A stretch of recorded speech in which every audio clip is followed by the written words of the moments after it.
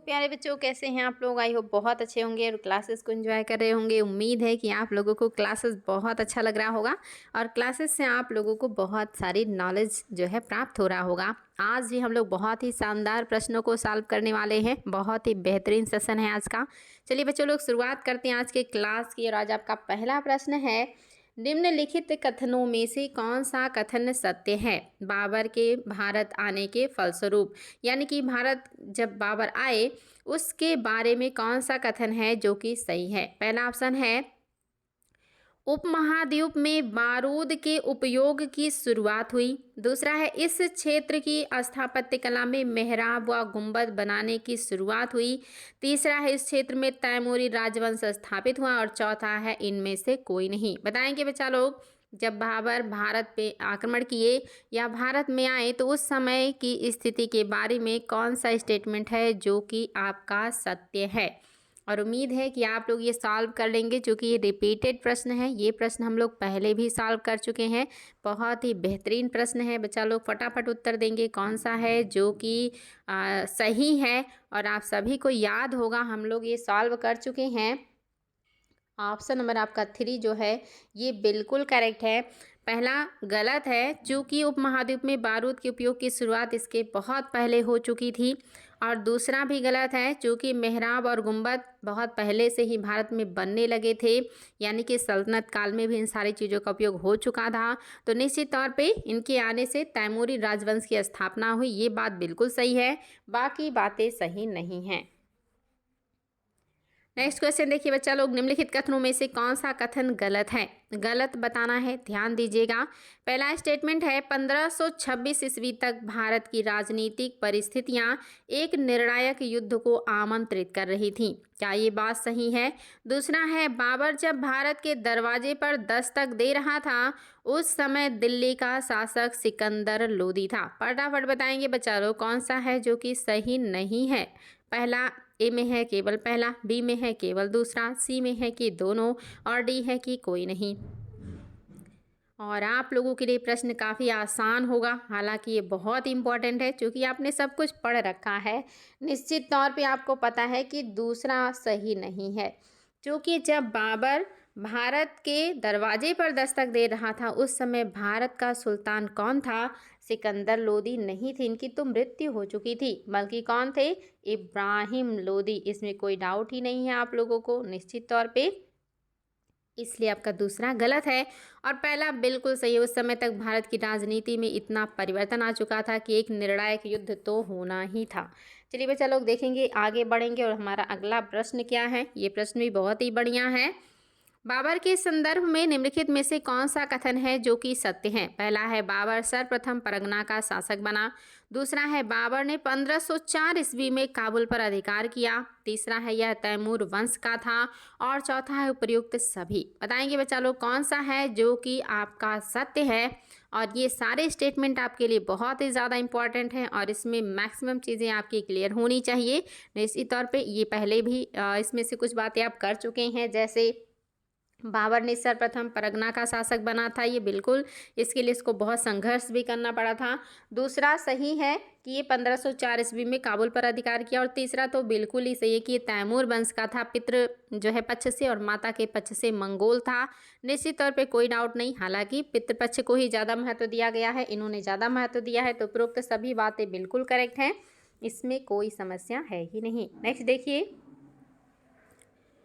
1679 में औरंगजेब द्वारा जजिया पुनः लागू किया गया। औरंगजेब द्वारा दोबारा जजिया लागू करने के बारे में सतीश चंद्र का क्या तर्क है। यहाँ पे आपको सतीश चंद्र के तर्क को बताना है। आपको पता है सतीश चंद्र बहुत ही फेमस इतिहासकार हैं और इन्होंने मुगल राजवंश पर बहुत ही बेहतरीन पुस्तक लिखी है और इनकी पुस्तक से बहुत ज़्यादा क्वेश्चन पूछे जाते हैं। और इन्होंने मुगल वंश के पतन का रीज़न जागीरदारी प्रथा को बताया था। ये क्वेश्चन भी कई बार आया है। तो इन्होंने क्या रीज़न बताया है औरंगजेब के जजिया दोबारा लागू करने का, ये आपको बताना है। पहला है, हिंदुओं के विरोध और शासकों के लालच की वजह से जजिया लगाया गया। दूसरा है, औरंगजेब ने जजिया इसलिए लगाया था ताकि गैर मुसलमानों को इस्लाम कबूल करने के लिए बाध्य किया जा सके। तीसरा, जजिया का आरोपण जजिया का आरोपण जो है लहराते हुए राजनीतिक संकट का सूचक था, विशेषकर दक्कन में बिगड़ते हुए हालात की वजह से। और चौथा है, जजिया राजकोष पर बढ़ते हुए दबाव को कम करने का एक उपाय था। आप बताएंगे बच्चा लोग, औरंगजेब ने दोबारा जजिया कर क्यों लगाया सतीश चंद्र के अकॉर्डिंग? निश्चित तौर पे आपके लिए थोड़ा सा ये विचारणीय प्रश्न हो गया, क्योंकि अब यहाँ पे आपका अपना कॉमन सेंस काम नहीं करेगा, चूँकि ये किसी राइटर का स्टेटमेंट है और जिसे पता है वही ये सही सही उत्तर दे सकता है। तो बताएंगे बच्चा लोग कौन सा है जो कि सही हो जाएगा? निश्चित तौर पे आपका ऑप्शन नंबर 3 बिल्कुल सही है। सतीश चंद्र के अकॉर्डिंग जजिया का आरोपण लहराते हुए राजनीतिक संकट का सूचक था, विशेषकर दक्कन में बिगड़ते हुए हालात की वजह से ऐसा किया, क्योंकि औरंगजेब ने अपना मैक्सिमम जीवन का टाइम दक्कन में ही, दक्कन की राजनीति पे कंट्रोल करने में ही लगा दिया था। तो ये रीज़न बताया है सतीश चंद्र ने। नेक्स्ट देखिए बच्चा लोग, निम्नलिखित में से कौन सा कथन सही नहीं है? इसमें से कौन सा है जो कि सत्य नहीं है, आपको ये बताना है। और आपके सामने है 4 ऑप्शन। पहला है, खालिसा शरीफ के अंतर्गत साम्राज्य के खजाने के लिए कर संग्रह किया जाता था। क्या ये बात सही है कि जो खालिसा था, इससे जो भी प्राप्त होता था कर, वो खजाने के लिए होता था, यानी कि सरकार के लिए होता था? दूसरा, जागीरों की लगातार अदला बदली होती रहती थी। ऐसा संभव था कि एक समय जो क्षेत्र चालिसा के अधीन हो, उसे बाद में जागीर में स्थानांतरित कर दिया जाए। याद रखेंगे बच्चा लोग, ये क्या है? क्षेत्र खालिसा, क्षेत्र खालिसा। क्या ये बात सही है जो कहा गया है? तीसरा है, जागीरों के आवंटन में जमादानी की कोई भूमिका नहीं होती थी। और चौथा है, मनसबदारी को नगद वेतन के बदले जागीरें दी जाती थी। अब आपको बताना है इसमें से कौन सा है जो कि सही नहीं है। थोड़ा सा उलझाऊं है, लेकिन ध्यान से देखिएगा कि कौन सा है जो कि सही नहीं है, क्योंकि इसमें काफ़ी कुछ आपका क्लियर है। पहला तो आप सभी को पता है, खालिसा भूमि जो है वो राजकीय भूमि होती है। राजकीय भूमि है तो उसका जो भी इनकम होगा वो राजा के राजकोष में जाएगा, नो डाउट। पहला तो बिल्कुल सही है। दूसरा भी सही है कि जागीरों की लगातार अदली बदली होती रहती थी। ऐसा संभव है कि जो आज क्षेत्र खालिसा भूमि है वो आगे चल करके दूसरों को आवंटित कर दिया जाए, तो निश्चित तौर पर दूसरा भी सही है। तीसरा कह रहा है, जागीरों के आवंटन में जमादामी की कोई भूमिका नहीं होती थी, ये बात गलत है। और चौथा बिल्कुल सही है कि मनसबदारों को नगद वेतन के बदले ही जागीरें आवंटित कर दी जाती थी और उन जागीरों से वो अपना इनकम प्राप्त कर लेते थे। तो आपका तीसरा सही नहीं है। ऑप्शन नंबर 3 जो है ये सही नहीं है, चूँकि इनकी भूमिका होती थी, कह रहा भूमिका नहीं होती थी। नेक्स्ट देखिए, निम्नलिखित में से कौन सा चित्रकार पशुओं का चित्रण करने में बेजोड़ था? निश्चित तौर पे ये आप लोग सॉल्व कर चुके हैं, रिपीटेड प्रश्न है और इसको गलत नहीं करेंगे। पहला है मीर सैयद अली, दूसरा है बसावन, तीसरा है उस्ताद मंसूर और चौथा है अबुल हसन।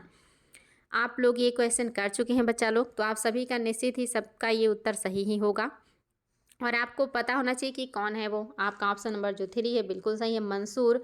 अब अगर याद है तो मंसूर को कौन सी उपाधि दिया था जहांगीर ने, वो आप हमें बता दीजिए। मैंने आप लोगों को बताया था, एक थे जो है एक उपाधि थी आपका, अब उपाधि भी याद नहीं आ रही है, नादिर उल अस्र, याद आ गया, नादिर उल अस्र, नादिर उल अस्र एक उपाधि ये था।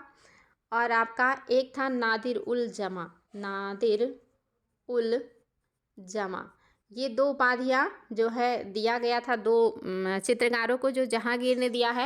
अब आपको बताना है कि किन 2 चित्रकारों को ये उपाधियाँ दी गई हैं और किसको कौन सी उपाधि दी गई है। फटाफट कमेंट करेंगे बच्चा लोग, बहुत ही ज़्यादा इंपॉर्टेंट है और बार बार एग्जाम में पूछा जाता है और मुझे उम्मीद है कि आप लोगों को ये याद होगा। मैंने बाय ट्रिक इसको आप लोगों को समझाया था, तो फटाफट कमेंट करेंगे बच्चा लोग कि कौन से राइटर को जहांगीर ने कौन सी उपाधि दी थी और मैक्सिमम बच्चों का उत्तर बिल्कुल सही आना चाहिए।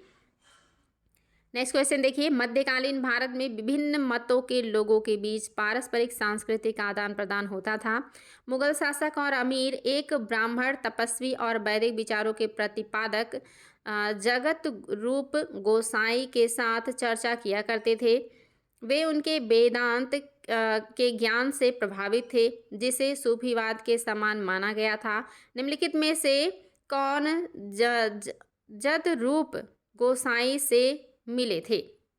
आपको बताना है बच्चा लोग, इसमें से कौन है जो ये आपके सामने दिया हुआ है जद्रूप या जगरूप गोसाई, इनसे मिले हुए हैं जगरूप या जद्रूप। तो निश्चित तौर पे आपको ये बताना है। आपके सामने देखिए ऑप्शन दिया है, पहले में है केवल अकबर जहांगीर और मिर्जा अजीज कोका, दूसरे में है जहांगीर शाहजहां और अब्दुल रहीम खान खाना, तीसरे में है अकबर शाहजादा खुसरो और शाहजादा खुर्रम, चौथे में है शाहजहां और राजा विट्ठल दास और सूरत सिंह राठौर। बताएंगे बच्चा लोग, इसमें से कौन से लोग हैं जो जगत गुरु जो है से मिल चुके हैं। आपके सामने दिया हुआ जगत गुरु गोसाई, और ये आपके लिए नया हो सकता है लेकिन इसको याद रखिएगा। आपका पहला ऑप्शन है अकबर, जहांगीर और मिर्जा अजीज कोका। यही लोग इनसे मिल चुके हैं, निश्चित तौर पे इन्होंने इनसे भेंट किया था। अगला क्वेश्चन भी बहुत ही बढ़िया है। निम्नलिखित में से कौन सा कथन सही नहीं है, आपको ये बताना है। इसमें से कौन सा कथन है जो कि सत्य नहीं है। पहला है फतेहपुर सीकरी मेहराबदार और धरड़ी स्तंभदार शैलियों का कौशलपूर्ण सम्मिश्रण है। दूसरा है आगरा के किले और फतेहपुर सीकरी शहर के निर्माण में लाल बलुआ पत्थर प्रमुख सामग्री थी। तीसरा है फतेहपुर सीकरी की योजना अकबर की धार्मिक नीतियों के अंतिम प्रारूप को के बाद बनी थी। और चौथा है अकबर का अपना स्वयं का मकबरा सिकंदरा में उसके बेटे जहांगीर द्वारा बनवाया गया।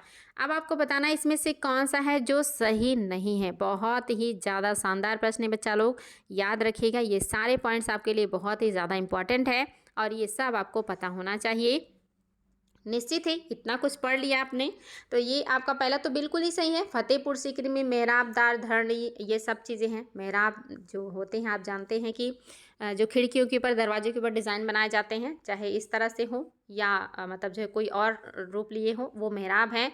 और धरणी मतलब होता है बिम, जो घरों में छतों में डाली जाती है। ये प्रयोग किया गया बिल्कुल। और अकबर ने ज़्यादातर लाल बलुआ पत्थर का उपयोग किया भवनों में, ये आप लोग कर ही चुके हैं, तो ये भी सही है। और आपको ये भी पता है कि अकबर का अपना स्वयं का मकबरा सिकंदरा में है, जिसको जहांगीर ने बनवाया है। गलत कौन सा है? तीसरा। क्यों गलत है बच्चा लोग? चूंकि फतेहपुर सीकरी की योजना अकबर ने बनाया था 1571 ईस्वी में, ये जो है 71 की है। और इनका जो लास्ट जो इन्होंने घोषणा किया है धर्म से जुड़ा हुआ, वो है मजहरनामा। याद है तो कमेंट कीजिए, मजहरनामा की घोषणा अकबर ने किस वर्ष किया था? फटाफट कमेंट करेंगे बच्चा लोग, आप सभी का उत्तर आना चाहिए। मजहरनामा की घोषणा अकबर ने कब किया था? बहुत अच्छे से पढ़ चुके हैं आप लोग कि मजहरनामा किसने तैयार किया था, कब घोषणा किया गया, क्यों घोषणा किया गया, सारी चीज़ें। तो निश्चित तौर पे आप सभी को ये पता है कि मजहरनामा की घोषणा 1579 ईस्वी में किया गया। यानी कि धर्म का अंतिम प्रारूप तो मजहरनामा है। तो ये कैसे हो सकता है? क्योंकि ये 1571 की घटना है, इसलिए आपका तीसरा ऑप्शन सही नहीं है। बाकी सारी बातें बिल्कुल सही हैं। और ये क्वेश्चन भी आपका रिपीटेड है और बहुत ही महत्वपूर्ण है, इसलिए दोबारा रखा गया है। मध्यकालीन भारत के संदर्भ में निम्नलिखित में से कौन सा कार्य की दृष्टि से अवरोही क्रम में आपको लगाना है? आपको बताना है कि अवरोही क्रम, अच्छा आरोही क्रम। देखिए बच्चा लोग ये ध्यान दीजिएगा, आरोही और अवरोही। अवरोही मतलब होता है घटते क्रम में, आरोही मतलब होता है बढ़ते क्रम में। तो आरोही और अवरोही पर भी ध्यान देना है।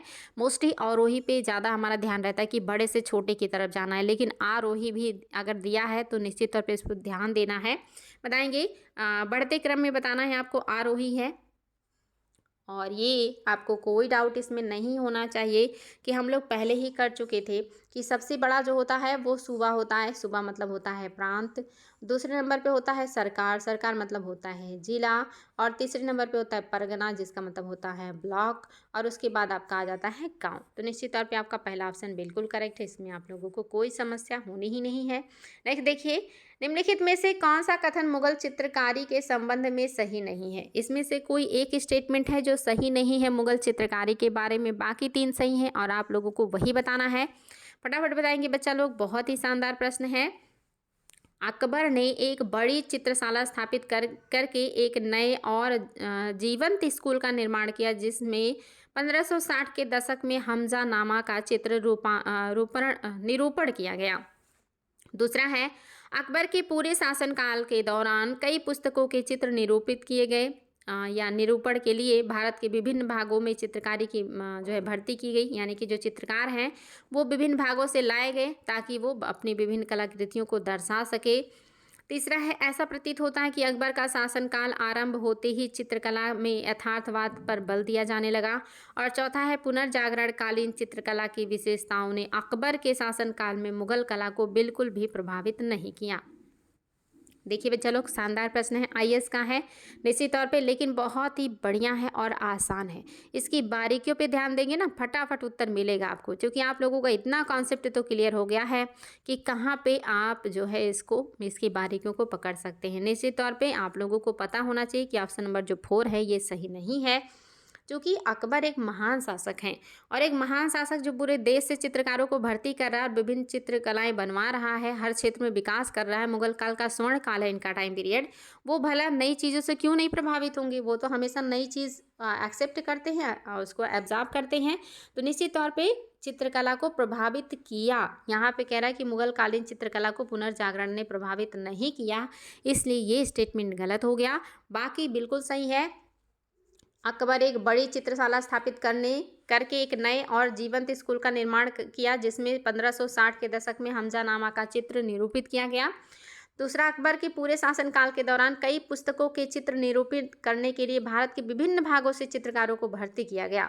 और ऐसा प्रतीत होता है कि अकबर के शासनकाल के आरंभ में ही चित्रकला में यथार्थ को जगह दिया गया। और जहांगीर का टाइम आते आते आप सभी को पता है कि चित्रकला में सभी तरह के पहलुओं का जो है चित्र और देखने को मिलता है, सबका इफेक्ट। अकबर भी बहुत बड़े आविष्कारक थे। इन्होंने ऐसा जो है पहिया बनाया था या रथ बनाया था जो चलता भी था, साथ ही वो जो है एक जो होता है मतलब तेल वगैरह निकालने की जो कोलू होती है वो भी चलाता था। ऐसे ही इन्होंने बहुत सारे अद्भुत टेक्निक का खोज भी कर रखा था कि दो दो काम एक चीज़ से हो सकता था। नेक्स्ट क्वेश्चन देखिए, कथन और कारण का है। कथन है, रामचंद्र पति आदि ने अपने आज्ञा पत्र में इस आधार पर भू राजस्व के वंशानुगत अनुदानों को नापसंद किया है कि इससे सरकार की आय में निरंतर कमी होती जाती है। कारण है, रामचंद्र पंत कहते हैं कि छोटे से छोटे वंशानुगत अनुदान भी जो है पाप है, ना तो इसे दूसरों को हस्तांतरित किया जाना चाहिए और ना ही दोबारा आवंटित किया जाना चाहिए। बताएंगे बच्चा लोग क्या होता है, आपका इसमें से कौन सा है जो कि सही हो जाएगा, आपको बताना है। क्या रामचंद्र पंत आदि ने अपने आज्ञा पत्र में यह इस आधार पर भू राजस्व के वंशानुगत अनुदानों को नापसंद किया कि इससे सरकार की आय में निरंतर कमी होती है। दूसरा कह रहा है, रामचंद्र पंत कहते हैं कि छोटे से छोटे वंशानुगत अनुदान भी पाप हैं, ना तो इसे दूसरों को हस्तांतरित किया जाना चाहिए और ना ही दोबारा आवंटित किया जाना चाहिए। बताएंगे बच्चा लोग क्या है जो कि आपका सही हो जाएगा। पहले ए में है कि दोनों सही है और कथन कारण की व्याख्या भी कर रहा है। बी में है कि दोनों सही है लेकिन व्याख्या नहीं कर रहा है। और आपका तीसरा है कि कथन सही है कारण गलत है। और चौथा कह रहा है कि कारण गलत है और आपका कथन सही है। बताएंगे बच्चा लोग क्या है जो कि आपका सही हो जाएगा। याद रखेंगे आपका जो ऑप्शन नंबर बी है ये बिल्कुल सही है। दोनों बातें सही हैं लेकिन ये मतलब जो है व्याख्या नहीं कर रहा है, क्योंकि इसको हम देख लेते हैं कि जैसे कह रहे रामचंद्र पंत ने अपने आज्ञा पत्र में इस आधार पर भू राजस्व के वंशानुगत अनुदानों को नापसंद किया कि इससे सरकार की आय में निरंतर कमी आती है। ठीक है, बात बिल्कुल सही है। अगर हस्तांतरित करेंगे तो आय में कमी आएगी। कारण कह रहे हैं कि इन्होंने कहा कि छोटे छोटे वंशानुगत जो अनुदान है वो पाप हैं, ना तो इसे दूसरों को हस्तांतरित किया जाना चाहिए ना ही दोबारा आवंटित किया जाना चाहिए। तो ये बातें दोनों बातें अलग अलग हैं, दोनों एक दूसरे से रिलेट नहीं कर रही हैं, इसलिए अकॉर्डिंग टू स्टेटमेंट आपका दूसरा सही होना चाहिए। नेक्स्ट देखिए, मोहम्मद बिन तुगलक की देवगिरी की दूसरी राजधानी बनाने की कोशिश असफल हो गई, लेकिन आगे चलकर यह देशांतर निम्नलिखित किस तरह लाभदायक सिद्ध हुआ। आपको बताना है कि उनका तो राजधानी परिवर्तन असफल रहा, निश्चित तौर पे राजनीतिक रूप से कोई फायदा नहीं हुआ, लेकिन आपको बताना है कि इससे आगे चल के क्या कोई फायदा हुआ। पहला है, संचार व्यवस्था में सुधार होने से उत्तर और दक्षिण भारत एक दूसरे के निकट आ गए। दूसरा, दौलताबाद जाने वाले बहुत से लोग वहीं बस गए, जिससे धर्म कर्म में लीन पीर और औलिया शामिल थे। तीसरा, उत्तर और दक्षिण के बीच सांस्कृतिक आदान प्रदान की प्रभावशाली प्रक्रिया प्रारंभ हुई। और चौथा है कि उपयुक्त सभी बातें सही हैं। अब बताएंगे बच्चा लोग कौन सी बातें हैं जो कि सही हैं। जब उन्होंने राजधानी परिवर्तन किया तो भले ही राजनीतिक लाभ ना हुआ हो, क्या ये बातें सही हैं? निश्चित तौर पे बच्चा लोग, मैंने पहले भी कहा था, राजनीतिक प्रभाव पड़े या ना पड़े, अगर नए लोग आएंगे, नई चीज़ों का उपयोग करेंगे, बसेंगे, तो निश्चित तौर पे कल्चर तो प्रभावित होगा ही होगा। तो आपका चौथा बिल्कुल सही है। ये तीनों चीज़ें आप अप्रत्यक्ष रूप से कालांतर में देखने को मिली। नेक्स्ट क्वेश्चन है, दिल्ली सल्तनत के किस सुल्तान के शासनकाल में मंगोलों का अंतिम आक्रमण हुआ था? आपको ये बताना है किसके शासनकाल में मंगोलों ने आखिरी बार आक्रमण किया, उसके बाद मंगोलों का आक्रमण देखने को नहीं मिला। पहला है गयासुद्दीन तुगलक, दूसरा है मोहम्मद बिन तुगलक, तीसरा है फिरोज शाह तुगलक और चौथा है नासिरुद्दीन महमूद शाह। फटाफट कमेंट करेंगे बच्चा लोग। बहुत ही बढ़िया प्रश्न है ये और आप सभी को इसका उत्तर पता होना चाहिए कि कौन से शासक हैं जिनके टाइम पीरियड में मंगोलों का अंतिम आक्रमण हुआ था। तो इसको याद रखिएगा, काफ़ी इंपॉर्टेंट प्रश्न है ये। आपका ऑप्शन नंबर जो 2 है ये बिल्कुल सही है। मोहम्मद बिन तुगलक के टाइम पीरियड में अंतिम मंगोल आक्रमण हुआ था।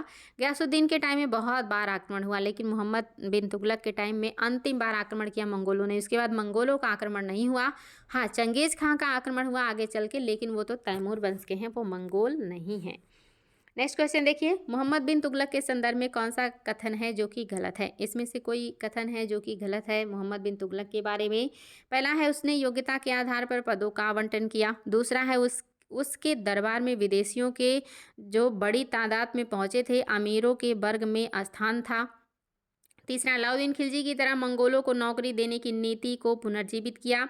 और चौथा है उसने हिंदू त्योहारों में भी भाग लिया। और आपका ऑप्शन और भी मैं दे रही हूँ,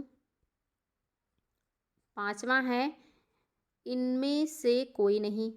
इनमें से कोई नहीं, कोई नहीं। और आपका छठा ऑप्शन है कि सभी। आप बताइए बच्चा लोग कि कौन सा है जो कि गलत है। और आपको ये बहुत ही बढ़िया उत्तर देना है। बेहतरीन प्रश्न है और सारे स्टेटमेंट आपके लिए काफ़ी इंपॉर्टेंट है। ये सारे आपको बिल्कुल पता होने चाहिए, मैक्सिमम आपके क्लियर भी होंगे इसमें। निश्चित तौर पे बच्चा लोग याद रखिएगा, इसमें ऐसा कोई भी नहीं है कि जो गलत हो, यानी कि सारे बातें बिल्कुल सही हैं। मोहम्मद बिन तुगलक ने योग्यता के आधार पर पदों का आवंटन किया था, बिल्कुल सही है। उसके दरबार में विदेशियों का बड़ी तादाद में वो आए थे और अमीर वर्ग में शामिल हुए। अलाउद्दीन खिलजी की तरह मंगोलों को इन्होंने भी नौकरी प्रदान किया है और ये हिंदू त्योहारों में भी भाग लेते थे। ये तो आप लोगों को पता ही है, होली वगैरह में भी ये शामिल हुए हैं। नेक्स्ट क्वेश्चन देखिए, फिरोज तुगलक ने दिल्ली सल्तनत के आसन विघटन को रोकने के लिए निम्नलिखित में से कौन सा उपाय सोचा था? फिरोज तुगलक कौन से उपाय करते हैं कि दिल्ली सल्तनत टूटे ना? पहला ऑप्शन है उसने अमीर, सेना और उलेमाओं के प्रति तुष्टीकरण की नीति को अपनाया। दूसरा, उसने तय किया कि वह अपनी सत्ता उन्हें प्रदेशों तक रखने की कोशिश करेगा जिनकी व्यवस्था केंद्र से आसानी से हो सकेगी। तीसरा, उसने दक्षिण भारत और दक्षिण पर फिर से अपना अधिकार जमाने की कोशिश नहीं की क्योंकि वह दिल्ली से उस पर नियंत्रण नहीं रख सकता था। और चौथा है कि सभी बातें सही हैं। बताएंगे बच्चा लोग, बहुत ही शानदार प्रश्न है और अंडरस्टैंडिंग का है, कॉमन सेंस का है। निश्चित तौर पे आप सभी के लिए उत्तर आसान होगा और बहुत ही समझदारी से आप लोग ये उत्तर सॉल्व कर सकते हैं। यहाँ पे लिखी हुई सारी बातें बिल्कुल सही हैं। वो बिल्कुल उलेमा और बाकी लोगों को संतुष्ट करने का कोशिश किया था और उसने उन्हीं प्रदेशों पर अपना अधिकार रखा जिन पर वो नियंत्रण रख सके। और दक्षिण में अपना अधिकार जमाने की उसने क्या किया, कोशिश नहीं किया क्योंकि वो दिल्ली से काफ़ी दूर थे। नेक्स्ट क्वेश्चन देखिए, निम्नलिखित कथनों में से कौन सा है जो गलत है? पहला, इल्तुतमिश ने अपने शासनकाल में सिजदा और पायवोस की प्रथा शुरू की। दूसरा है बलबन ने अपने शासनकाल में सैनिकों के वेतन के बदले इक्ता प्रथा की शुरुआत की। बहुत ही आसान है लेकिन बहुत ही शानदार। जिन बच्चों ने क्लास अटेंड किया है उनके लिए क्वेश्चन 1 सेकंड का भी नहीं है, क्योंकि ये सारी चीज़ें आप लोग कर चुके हैं। ए में है केवल पहला, बी में है केवल दूसरा, सी में है दोनों और डी में है कोई नहीं। तो निश्चित तौर पर कौन सा सही नहीं है बच्चा लोग? तो दोनों ही सही नहीं है, क्योंकि इक्ता व्यवस्था शुरू किया था इल्तुतमिश ने भारत में, और भारत में जो दूसरा काम किया है यानी कि सिजदा और पायबोस ये शुरू किया है बलबन ने। ये दोनों बातें सही नहीं है, क्योंकि स्टेटमेंट को उलट दिया गया है। नेक्स्ट देखिए बच्चा लोग, निम्नलिखित में से कौन सा कथन रजिया के लिए सत्य है? रजिया के बारे में पहला है, रजिया ने जनता पोशाक का रजिया ने जो जनाना यानी कि जो महिलाओं का पोशाक होता है उसको त्याग करके बिना बुर्के के दरबार में जाना शुरू कर दिया था। दूसरा है वह शिकार के लिए जाया करती थी। तीसरा युद्ध में सेना का नेतृत्व स्वयं करती थी। और चौथा है उपरोक्त सभी बातें सही हैं। निश्चित तौर पे आप लोग पढ़ चुके हैं कि रज़िया के अंदर कोई कमी नहीं थी। उस समय महान सुल्तानों में से एक थी वो, लेकिन वो उनके अंदर सिर्फ एक ही कमी थी कि वो एक स्त्री थी, एक महिला थी, जिसको उस समय का समाज एक्सेप्ट नहीं कर सका था। निश्चित तौर पर सारी बातें सही हैं। नेक्स्ट देखिए बच्चा लोग, दिल्ली सल्तनत के किस शासक ने अपनी व्यक्तिगत संपत्ति का हिसाब रखने के लिए अलग विभाग की स्थापना की? कौन सा सुल्तान है जो अपनी व्यक्तिगत संपत्ति के हिसाब के लिए एक अलग विभाग बना रहा है? निश्चित तौर पे ये भी बहुत ही शानदार प्रश्न है। पहला है बलबन, दूसरा है फिरोज शाह तुगलक, तीसरा है अलाउद्दीन खिलजी, चौथा है मोहम्मद बिन तुगलक। आप सभी को पता है सबसे ज़्यादा विभाग बनाने वाला कौन सा शासक है? जिसने सबसे ज़्यादा विभाग बनाया, हर चीज़ के लिए विभाग बनाया, वो कौन है? फिरोज शाह तुगलक। इन्होंने ही व्यक्तिगत संपत्ति का हिसाब रखने के लिए विभाग बनाया था। किस अभियान में प्रसिद्ध शायर अमीर खुसरो अलाउद्दीन खिलजी के साथ गया था? पहला है रणथंभौर, दूसरा है गुजरात, तीसरा है मालवा और चौथा है देवगिरी। बताएंगे बच्चा लोग, किस अभियान में प्रसिद्ध शायर अमीर खुसरो अलाउद्दीन खिलजी के साथ था? निश्चित तौर पे ये क्वेश्चन भी आपके लिए काफ़ी शानदार है और फटाफट कमेंट करेंगे बच्चा लोग। आपका ऑप्शन नंबर जो फर्स्ट है रणथंभौर, ये बिल्कुल सही हो जाएगा। नेक्स्ट देखिए, सिक्कों पर टकसाल का नाम लिखवाने और अपनी छवि अंकित करवाने की प्रथा किसने शुरू की थी? कौन से शासक है जिन्होंने सिक्कों पर नाम लिखवाना और अपनी छवि बनवाने की प्रथा शुरू की? शेरशाह सूरी, अकबर, जहांगीर और आदिल शाह। फटाफट कमेंट करेंगे बच्चा लोग, कौन से शासक हैं जिन्होंने अपना खुद का चित्र भी बनवाया और उस पर जो है नाम भी लिखवाया? याद रखिएगा, ये है जहांगीर। जहांगीर ने ही शराब के प्याले के साथ अपना तस्वीर भी बनवाया था और साथ ही नाम भी लिखवाया था। मध्यकालीन शासक ने रुपए का प्रचलन कराया? कौन शासक है मध्यकाल का जो रुपए का प्रचलन करा रहा है? अलाउद्दीन खिलजी, मोहम्मद बिन तुगलक, शेरशाह सूरी और बलबन। ये तो बहुत आसान है आप सभी के लिए। चांदी का रुपया शेरशाह सूरी ने चलाया था, जो कि अंग्रेजों के टाइम पीरियड तक प्रचलन में देखने को मिलता है। निम्नलिखित में से किस शासक ने भिन्न भिन्न प्रकार के फसलों में राज्य का हिस्सा निर्धारित करते हुए दरों की सूची तैयार करवाई थी? इसमें से कौन से शासक हैं जिन्होंने भिन्न भिन्न प्रकार के फसलों का राज्य का हिसाब निर्धारित करते हुए दरों की सूची बनाई? पहले है शाहजहां, दूसरे हैं अकबर, तीसरे हैं शेरशाह सूरी और चौथा है अलाउद्दीन खिलजी। फटाफट कमेंट करेंगे बच्चा लोग, ये दाम, ये जो है मूल्य, ये सब निर्धारित करने वाला पहला शासक कौन है? निश्चित तौर पर आप सभी को पता है, अलाउद्दीन खिलजी। नेक्स्ट देखिए, बाबर को भारत पर आक्रमण करने का न्योता किसने दिया? पहला दिलावर खां, दूसरा है आलम खां, तीसरा है बहार खां और चौथा है कि पहला दूसरा दोनों। काफ़ी आसान है, बहुत बार एग्जाम में आया हुआ है, आप लोगों को इसका उत्तर पता भी है कि ऑप्शन नंबर आपका पूर्व बिल्कुल सही है। पहला दूसरा दिलावर खां और आलम खां, इन दोनों ने न्योता दिया था। नहीं देखिए, 1687 में जब औरंगजेब ने गोलकुंडा किले पर अधिकार किया तो उस समय गोलकुंडा का शासक कौन था? ये क्वेश्चन रिपीटेड है, आप सभी को इसका उत्तर पता होना चाहिए। उम्मीद है कि आपको याद होगा और आप सभी लोग उत्तर सही देंगे। तो आपका अबुल हसन कुतुब शाह, दूसरा है सिकंदर आदिल शाह, तीसरा अली आदिल शाह द्वितीय और चौथा है शाइस्ता खां। निश्चित ही बच्चा लोग, आप सभी को पता है अबुल हसन कुतुब शाह, ये आपका रिपीटेड प्रश्न था।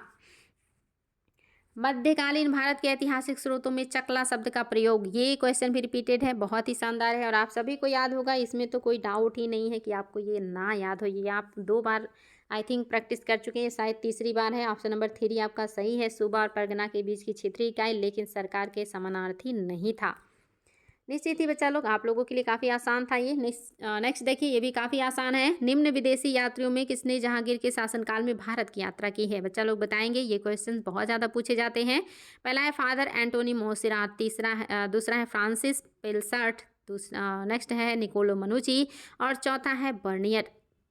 और ये सारी चीज़ें हम लोग कर चुके हैं, ये भी आपका रिपीटेड है। फ्रांसिस पेलसाट ही तो आए हैं जहांगीर के टाइम पीरियड में, मोसेरात जो हैं अकबर के टाइम में आए हैं, निकोलो मनुची जो हैं ये आपको पता है शाहजहां के समय के हैं, बर्नियर भी आपके शाहजहां और औरंगजेब के टाइम के हैं, औरंगजेब और दारा सिकोह का जब युद्ध चल रहा था। निम्नलिखित में से किस मुगल शासक ने लाल कलावंत से हिंदू संगीत की शिक्षा ली? ये रिपीटेड भी है, हुमायूं, जहांगीर, अकबर और शाहजहां, इसमें से किसने लाला कलावंत से हिंदू संगीत की शिक्षा ली थी? बच्चा लोग सभी का उत्तर सही आना चाहिए, आप लोग ये रिपीटेड प्रश्न कर रहे हैं। निश्चित तौर पे जो चीज़ें कर चुके हैं उस पर कॉन्फिडेंस होना चाहिए आप सभी को। ऑप्शन नंबर 3 बिल्कुल सही है, बहुत बढ़िया है, अकबर तीसरा ऑप्शन सही है। नेक्स्ट देखिए बच्चा लोग, ये भी रिपीटेड है। मुगल काल में जिस मदरसे से मुस्लिम न्याय शास्त्र की पढ़ाई में विशेषज्ञता हासिल की वह कहाँ स्थित है? पहला है लखनऊ में, दूसरा है दिल्ली में, तीसरा है सियालकोट और चौथा है हैदराबाद। ये भी रिपीटेड प्रश्न है और शानदार प्रश्न है। ये सारी चीज़ें आपको पता होनी चाहिए कि मुगल काल में जिस मदरसे में मुस्लिम न्याय शास्त्र की पढ़ाई में विशेषज्ञता हासिल की वह स्थित है लखनऊ में। ऑप्शन नंबर फर्स्ट बिल्कुल सही है। नेक्स्ट देखिए बच्चा लोग, भारत के गौरव का अंतिम सूर्य किसे कहा जाता है? ये रिपीटेड प्रश्न है लेकिन इसका इस बार उत्तर बदलेगा आपका, जो कि इस क्वेश्चन का उत्तर विभिन्न स्रोतों में अलग अलग दिया हुआ है, लेकिन आयोग ने जिसको माना है बच्चा लोग वो याद रखिएगा। ये क्वेश्चन मैं दोबारा करवा रही हूँ, लेकिन आज जो आपका उत्तर है वो है हेमू, और यही आयोग ने माना है।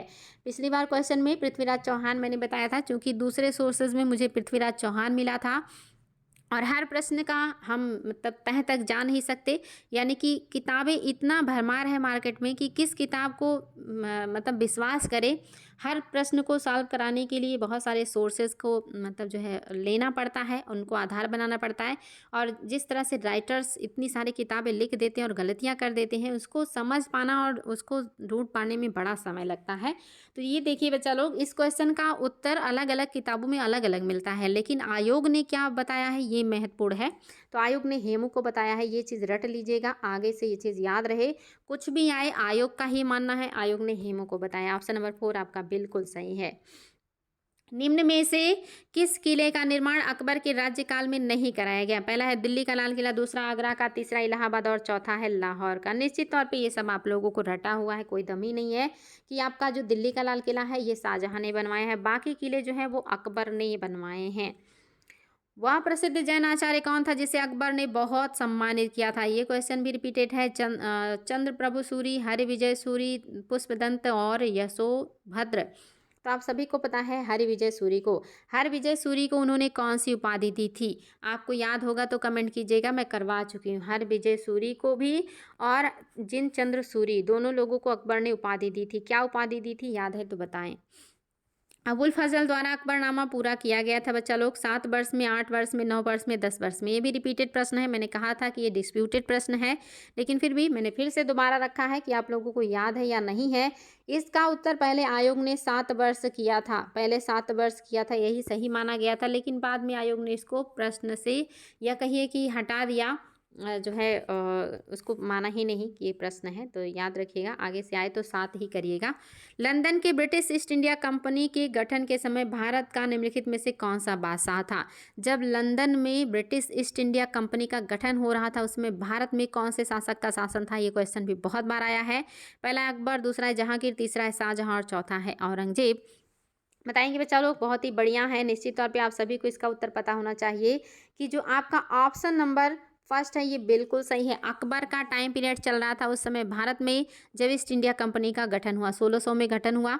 तो ये निश्चित तौर पे आप किसका टाइम पीरियड है? अकबर का टाइम पीरियड है। और अगर 1599 होता तब भी अकबर का ही टाइम पीरियड है। लेकिन जब कंपनी आई भारत में व्यापार की छूट मांगने के लिए, तब शासन किसका था? तब जहांगीर शासन कर रहे थे, और जो लेटर वो लेकर के आए थे वो अकबर के नाम का लेके आए, लेकिन जब वो पहुंचे तब तक अकबर जा चुके थे, उनकी मृत्यु हो चुकी थी। तो जहांगीर से उनकी मुलाकात हुई। निम्नलिखित में से कौन सा है जो सुमेलित है? पहला है खुलदाबाद, क्या शेख सलीम चिश्ती का मकबरा खुलदाबाद में है? दूसरा है फतेहपुर सीकरी, क्या आतमादुद्दौला का मकबरा फतेहपुर सीकरी में है? तीसरा आगरा, क्या औरंगजेब का मकबरा आगरा में है? और चौथा है दिल्ली, क्या अब्दुल रहीम खान खाना का मकबरा दिल्ली में है? बताएंगे बच्चा लोग, ये सारी चीज़ें आप लोग कर चुके हैं, निश्चित तौर पर कोई डाउट नहीं होना चाहिए आप लोगों का कि जो आपका ऑप्शन नंबर 4 है ये बिल्कुल सही है। जो आतमादुद्दौला का मकबरा है वो है आपका आगरा में। औरंगजेब का मकबरा ये आपका कहाँ पे है? दक्षिण में है, औरंगाबाद में। और फतेहपुर सीकरी में है सलीम चिश्ती। या इस तरह से भी होता तब भी चल जाता, लेकिन आपका ऑप्शन नंबर 4 जो है ये सही है, ये याद रखिएगा। निम्नलिखित में से किसने अपने पुस्तकालय का एक भाग में हरम रखा था, जहां हरम की महिलाएं उसके सोने से पहले उसे पुस्तकें पढ़कर सुनाती थीं? ये नेट में आया हुआ क्वेश्चन है बच्चा लोग कि कौन से राजा हैं जिन्होंने अपने जो उनका शयन कक्ष था उसके पास में लाइब्रेरी भी थी, और जो महिलाएं थी उनको वो किताबें पढ़ के सुनाती थीं? पहला है बाबर, दूसरा है हुमायूं, तीसरे अकबर और चौथे हैं जहांगीर। बताएंगे बच्चा लोग, अगर आपने इसको नहीं पढ़ा है तो आपको कन्फ्यूज़न हो सकता है। याद रखिएगा, कौन सा शासक है जो पढ़ा लिखा नहीं है, यानी कि खुद नहीं पढ़ सकता? तो निश्चित तौर पे आप सभी को पता है कि ये हैं अकबर, जिनकी पढ़ाई लिखाई की अच्छी व्यवस्था नहीं हो पाई और इसीलिए इन्हें दूसरों की मदद लेनी पड़ती थी। इन्हें जो है नई चीज़ें जानने का शौक था और ये अपनी हरम की महिलाओं से, यानी कि अपनी रानियों से कहते थे कि हमें पढ़ करके बातों को सुनाइए कि क्या लिखा गया है इसमें। हुमायूँ तो पढ़े लिखे थे ही, निश्चित ही आप सभी को पता है। और जो बाबर हैं ये भी थे, चूँकि इन्होंने अपनी आत्मकथा लिखा है। हुमायूँ ने भी अपनी जो है कितने शौकीन थे, युद्ध भूमि में भी पढ़ते थे। जहांगीर के लिए तो अकबर ने सारी चीज़ों की व्यवस्था की ही थी। सिर्फ अकबर ही ऐसे हैं जिनके पढ़ने लिखने की कोई व्यवस्था नहीं हो पाई थी। नेक्स्ट देखिए बच्चा लोग, निम्नलिखित में से कौन सी वस्तु जो अंग्रेजों द्वारा जहांगीर के दरबार में पेश की गई थी को मुगलों के लिए आश्चर्य के रूप में माना जाता है? ऐसा कौन सा चीज़ है जो अंग्रेज लेकर के आए और दरबार में उन्होंने जब रखा तो वो मुगलों के लिए एक आश्चर्य था, एक मतलब ऐसा चीज़ था जिसके बारे में उन्हें बिल्कुल जानकारी नहीं थी? पहला है समुद्री कोयला, दूसरा है चश्मा, तीसरा यांत्रिक घड़ी और चौथा है अरबी तथा फारसी में मुद्रित किताबें। बताएंगे बच्चा लोग कौन सी चीज़ों के बारे में कभी भी जो है नहीं सुना था मुगलों ने, ना ही उसके बारे में उन्हें कोई जानकारी थी, जिसके बारे में जानकर उन्हें बहुत ही ज़्यादा आश्चर्य हुआ था? वो कौन सी चीज़ है? याद रखेंगे, ऑप्शन नंबर फर्स्ट बिल्कुल सही है, समुद्री कोल। ये जो है मुगलों के लिए बिल्कुल नई चीज़ थी, समुद्री कोल या समुद्री कोयला। निम्नलिखित कथनों में से कौन सा है जो कि सही है? आपको सही बताना है। पहला है अकबर ने लड़कों और लड़कियों के विवाह की न्यूनतम आयु निर्धारित करने का प्रयास किया था। दूसरा, अकबर ने लड़कियों को अभिभावकों के दबाव से अलग स्वयं की इच्छा से विवाह करने की स्वतंत्रता दी थी। तीसरा है कि दोनों बातें सही हैं और चौथा है कि कोई भी सही नहीं है। फटाफट बताएंगे बच्चा लोग अकबर द ग्रेट के बारे में कौन सी बातें हैं जो कि सही हैं। और निश्चित तौर पे आप सभी को पता है इतनी महान सोच रखने वाले व्यक्ति ऐसा काम कर सकते हैं। ये दोनों बातें बिल्कुल सही हैं कि ये आयु भी निर्धारित करते हैं और उनकी इच्छा के अनुसार उनको विवाह करने की स्वतंत्रता भी देते हैं। सती प्रथा पर रोक लगाते हैं और बहुपत्नी प्रथा पर भी इन्होंने रोक लगाने का प्रयास किया। उन्होंने कहा कि बहुत सारी शादियां नहीं करनी चाहिए, हालांकि अपने ही शासक वर्ग में ही सारी चीज़ें बहुत ज़्यादा प्रचलित थी। नेक्स्ट है मुगल दरबार के मुख्य भाषा फारसी के संदर्भ में निम्नलिखित कथनों में कौन सा है जो कि सही नहीं है? फारसी के बारे में कौन सी बात है जो सही नहीं है, आपको ये बताना है। पहला है यह राज परिवार के सदस्य और दरबार में मौजूद कुलीन लोगों द्वारा बोली जाती थी। दूसरा है जहांगीर ने सतर्कतापूर्ण तरीके से फारसी को मुगल दरबार की मुख्य भाषा बना दिया था। तीसरा है स्थानीय मुहावरों और नई भाषा ने कि इसमें शामिल होने के बाद इसका भारतीयकरण हो गया और फारसी तथा हिंदवी के मिलन से एक नई भाषा उर्दू का जन्म हुआ। और चौथा कह रहा है कि इनमें से कोई नहीं, कि जो सही ना हो। इसमें भी आप लोग कंफ्यूज हो सकते हैं क्योंकि ये बहुत बारीक बात यहाँ पे दी हुई है, इतनी बारीकी से स्टडी करना बच्चों के लिए थोड़ा मुश्किल होता है। याद रखिएगा बच्चा लोग दूसरा सही नहीं है, क्योंकि जहांगीर ने सतर्कता से इस फारसी को मुगल दरबार का भाषा नहीं बनाया था, बल्कि ईरान से संपर्क होने की वजह से, ईरान से नाता होने की वजह से जो फारसी भाषा है ये मुगलों के दरबार में आया था। इन जो लेखन कला थी उसमें भी था, जो राजकीय भाषा थी वो फारसी थी ही। बहुत सारे जो अमीर लोग आके यहाँ पे रहते थे, जो कलाकार संगीतकार, इस तरह से बहुत ज़्यादा प्रचलन होने की वजह से फारसी भाषा अपने आप ही मेन भाषा बन गई थी। किसी ने इसको सतर्कतापूर्वक लागू नहीं किया था, ये बहुत ज़्यादा प्रचलन में आ गई थी ईरान से संपर्क होने की वजह से। इसलिए आपका ये जो है ये गलत हो जाएगा। जहांगीर की सतर्कता नहीं है बल्कि उस समय की ज़रूरत थी। नेक्स्ट देखिए बच्चा लोग मुगल कालीन साहित्य के संदर्भ में कौन सी बात है जो कि सही है? पहला है आलमगीरनामा औरंगजेब के शासनकाल के प्रसिद्ध प्रारंभिक वर्षों का विवरण प्रदान करता है। दूसरा है मुंतखाब उल तबारिक अकबर के शासनकाल का एक ऐतिहासिक विवरण है। तीसरा है तुजुक ए बाबरी में बाबर ने प्रशासनिक संगठन एवं सैन्य रणनीति की प्रमुख विशेषताओं का वर्णन किया। और चौथा कह रहा है कि सभी बातें सही हैं।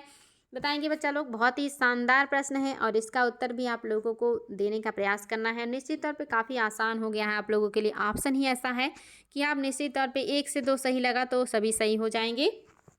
तो आलमगीर उपाधि औरंगजेब का है, इन्हीं के शासन के शुरुआती दौर के विवरण आलमगीरनामा में मिलता है।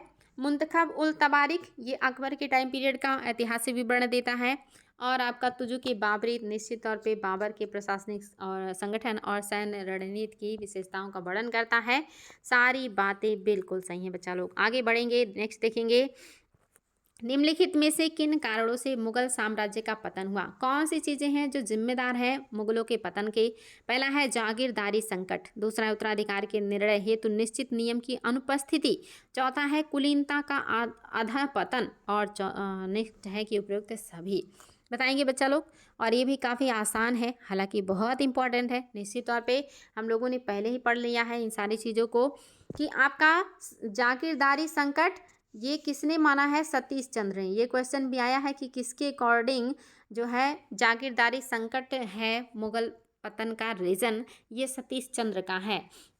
और उत्तराधिकार के जो निर्णय हैं ये सच में नियम निश्चित नहीं थे। सभी को, जितने भी पुत्र होते थे, सब में जो मतलब धन होता था या जो कहिए कि साम्राज्य होता था, उसको बांटने की प्रथा मुगलों में थी, और जो कहीं ना कहीं समस्याएं क्रिएट करती थी कि सभी पुत्रों में बांट दीजिए, और वो बांटना फिर एक समस्या क्रिएट करता था।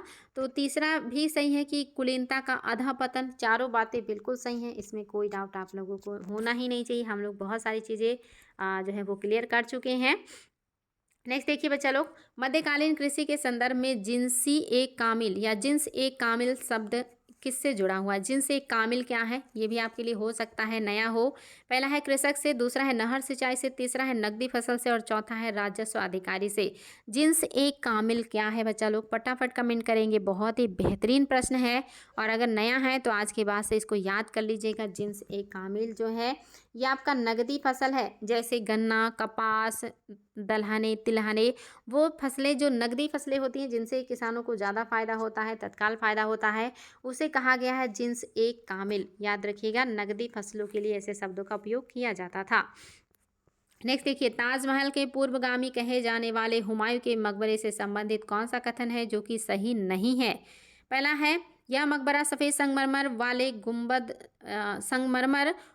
गुंबद लाल बलुआ पत्थर की दीवार उसे फारसी शैली में बनाया गया।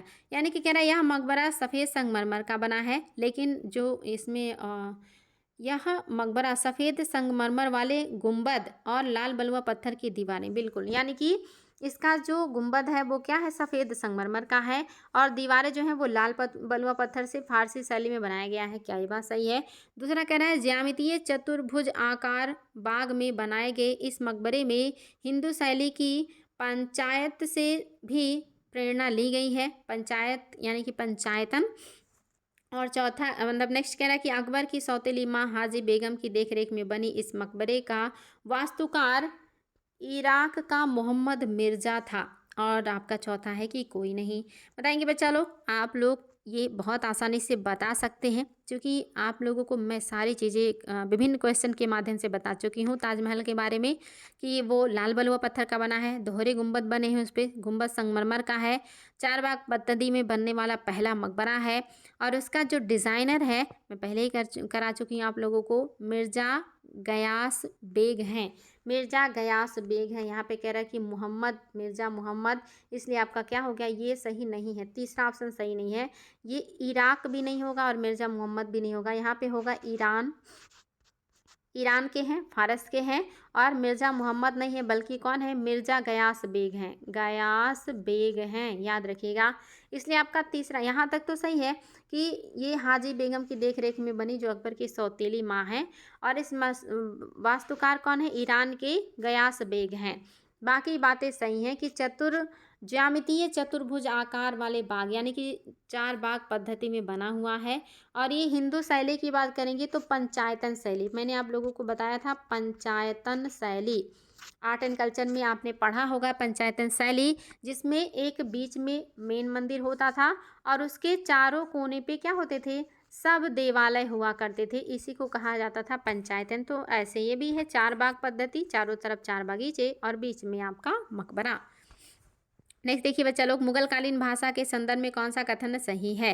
पहला है, फारसी मुगल दरबार की मुख्य भाषा थी, दूसरा फारसी मुगलों की मातृभाषा थी, तीसरा हिंदवी के साथ तुर्की के पारस्परिक संपर्क से उर्दू भाषा का विकास हुआ, और चौथा कह रहा उपयुक्त सभी बातें सही हैं। अब बताएंगे बच्चा लोग कि कौन सा है जो कि आपका सही हो जाएगा, और ये भी आपके लिए काफ़ी बेहतरीन प्रश्न है और आप लोगों को इसका उत्तर पता होना चाहिए कि कौन सा है जो कि आपका सही हो जाएगा। याद रखेंगे, यहाँ पे लिखी हुई सारी बातें आपकी सही हैं। फारसी मुगल दरबार की प्रमुख भाषा थी और फारसी जो है ये मुगलों की मातृभाषा भी है। हिंदवी के साथ तुर्की के पारस्परिक संपर्क से उर्दू भाषा का विकास हुआ। हालांकि यहाँ पे हिंदी के साथ तुर्की, फारसी और भी बहुत सारी भाषाओं का सम्मिश्रण हुआ था, फिर उर्दू भाषा का विकास हुआ था। ये चीज़ हम सॉल्व कर चुके हैं, तो ये आपका 100% तो नहीं सही है, लेकिन हाँ ये दोनों तो थी ही। इसके अलावा फारसी भी था और भी भाषाएं थी, लगभग 4-5 भाषा के सम्मिश्रण से उर्दू भाषा का विकास हुआ था। तो यहाँ पे मोटा मोटा सही माने तो सभी सही हो जाएंगे, हालांकि ये पूरी तरह से एथेंटिक तरीके से सही नहीं है। नेक्स्ट देखिए, अकबर द्वारा निर्मित इमारतों के संदर्भ में निम्नलिखित कथनों में से कौन सा है जो कि सही है। कौन सा है जो सही है अकबर के इमारतों के बारे में। पहला है, जोधाबाई का महल फतेहपुर सीकरी का सबसे बड़ा महल है एवं इस पर गुजराती शैली का व्यापक प्रभाव दिखाई देता है। दूसरा है, पिरामिड के आकार का पंच मंजिला भवन पंचमहल नालंदा के बौद्ध विहारों की प्रेरणा पर आधारित है। तीसरा है, आगरा के दुर्ग से निर्मित जहांगीरी महल का निर्माण ग्वालियर के मानसिंह महल के आधार पर किया गया है। और चौथा है कि उपयुक्त सभी बातें सही हैं। बहुत ही शानदार प्रश्न है और सारे स्टेटमेंट बच्चा लोग आप लोगों को याद रखना है, क्योंकि एक एक स्टेटमेंट एक एक एग्जाम की क्वेश्चन है, याद रखिएगा। क्वेश्चन आया है कि जो जोधाबाई का महल है उस पर किस शैली का प्रभाव है, जो पंचमहल है उस पर कौन से धर्म का प्रभाव है, जो मानसिंह का महल है इस पर किसका जो है वो महल आधारित है। तो ये सारी बातें बिल्कुल सही हैं। ऑप्शन नंबर आपका 4 बिल्कुल करेक्ट है। मुगल काल के बारे में क्या सही नहीं है। इसमें से कोई एक स्टेटमेंट है जो मुगल काल के बारे में सही नहीं है। बारीकी से स्टेटमेंट को सुनिएगा और फिर बताइएगा कौन सा है जो सही नहीं है। पहला है, मुगल कालीन इमारतें अपने संतुलन, ऊंचाई, भव्यता, चबूतरे पर निर्माण, साउंड और व्यवहार फर्क, गुंबद के प्रयोग, मेहराबों, चारबाग या बगीचे तथा वक्राकार पत्थरों के लिए जानी जाती हैं। दूसरा, मुगल चित्रकला में शाही जीवन को मुख्य विषय के रूप में चित्रित किया गया है और इसमें मुख्य बल प्राकृतिक सुंदरता पर दिया गया है। सामान्यतः धार्मिक विषयों की अनुपस्थिति रही है। और चौथा कह रहा है, अकबर ने फारसी को न्यायिक भाषा का दर्जा दिया। और चौथा, संगीत के क्षेत्र में दो अस्पष्ट काल दिखाई देते हैं जिसमें अकबर के बाद के शासकों ने संगीत को कोई प्रोत्साहन नहीं दिया। बताएंगे बच्चा लोग कौन सा है जो सही नहीं है, और साफ साफ दिख रहा है कि कौन सा है जो सही नहीं है। अगर थोड़ा सा भी ध्यान से बातों को देखे रहें और सुन रहे हैं तो आप सभी का उत्तर बिल्कुल सही कि आपका जो 4 है ये सही नहीं है, क्योंकि कह रहा है कि अकबर के बाद संगीत पर कोई प्रोत्साहन नहीं दिया गया। ऐसी कोई बात नहीं है। अकबर के बाद शाहजहां के टाइम पीरियड में भी संगीत को प्रोत्साहन दिया गया, और औरंगजेब के टाइम पीरियड में आपने देखा उन्होंने भले ही राजकीय संरक्षण ना दिया हो, लेकिन बाकी जगहों पर तो संगीत था ही। किताबें तो सबसे ज़्यादा औरंगजेब के टाइम पीरियड में ही लिखी गई हैं। नेक्स्ट देखिए, मध्यकालीन भारतीय इतिहास के संदर्भ में जवाबित क्या है। जवाबित क्या है बच्चा लोग मध्यकाल में। पहला है, विदेशी व्यापार पर कर। दूसरा, धर्म निरपेक्ष डिग्री। तीसरा है कारखाना कर, यानी कि आपका कर है कारखाने से जुड़ा हुआ। और आपका चौथा है राजस्व अधिकारी। बताएंगे बच्चा लोग क्या है, यानी कि ये कह रहा है नक्कार खाना, ये नक्कार खाना कह रहा है, ये राजस्व अधिकारी कह रहा है, धर्मनिरपेक्ष डिग्री और विदेशी व्यापार पर कर। इसमें से कौन सा है जो जवाबित को परिभाषित कर रहा है, आपको ये बताना है। और याद रखिएगा बच्चा लोग, जवाबित क्या है, एक धर्मनिरपेक्ष डिग्री है, एक धर्मनिरपेक्ष डिग्री है जवाबित। नेक्स्ट देखिए, निम्नलिखित में से कौन सा मुगल साम्राज्य का अंतिम बादशाह था। मुगल साम्राज्य का अंतिम बादशाह बेहद आसान आप सभी के लिए, और आप सभी लोग इसका उत्तर बहुत आसानी से बता सकते हैं। शाह आलम द्वितीय, बहादुर शाह द्वितीय, मोहम्मद शाह, और इनमें से कोई नहीं। तो आप सभी को पता है कि बहादुर शाह द्वितीय, या जिनको बहादुर शाह जफर कहा जाता है, ये मुगल साम्राज्य के अंतिम बादशाह हैं। नेक्स्ट देखिए बच्चा लोग, तकाबी ऋण बहुत ही शानदार है के संदर्भ में कौन सी बात है जो कि सही है। पहला, यह खेतों के विस्तार एवं बेहतरी के लिए राज्य की ओर से दिया जाता था। दूसरा, यह व्यापार को बढ़ावा देने के लिए राज्य द्वारा व्यापारियों को दिया जाता था। तीसरा, यह सेना के सुदृढ़ीकरण के लिए राज्य की ओर से मनसबदारों को दिया जाता था। और चौथा, यह युद्ध की स्थिति में राज्य द्वारा साहूकारों से लिया गया रेट या कहिए कि ऋण है। तो बताएंगे बच्चा लोग तकाबी ऋण के बारे में कौन सी बात है जो सही है, एग्जाम में आया। तकाबी ऋण किससे जुड़ा है, तकाबी ऋण क्या है? तो यह खेती के विस्तार एवं बेहतरी के लिए राज्य की ओर से यानी कि सरकार की ओर से दिया गया धन है या ऋण है। तकाबी जो कि खेत की बेहतरी और उसके विस्तार के लिए दिया जाता था राजा की तरफ से। नेक्स्ट देखिए बच्चा लोग मुगल काल में इजारेदारी निम्नलिखित में से किससे संबंधित है?